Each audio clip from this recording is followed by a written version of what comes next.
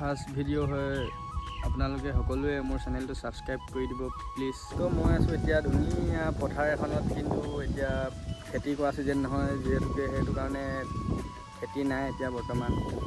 তো গাইছ, মোৰ পৰিচয়টো দি দিছোঁ আপোনালোকক। মোৰ নামটো হ'ল নিয়ৰজ্যোতি গগৈ আৰু মই অসমৰ তিনিচুকীয়া জিলাত বসবাস কৰোঁ। মই এতিয়া পথাৰখনত আছোঁ, চ' পথাৰখনৰ ভিউটো চাই লওক।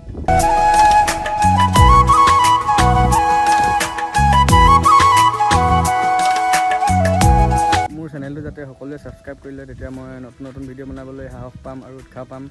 আপোনালোকে মোক সকলোৱে ছাবস্ক্ৰাইব কৰি ল'ব প্লিজ।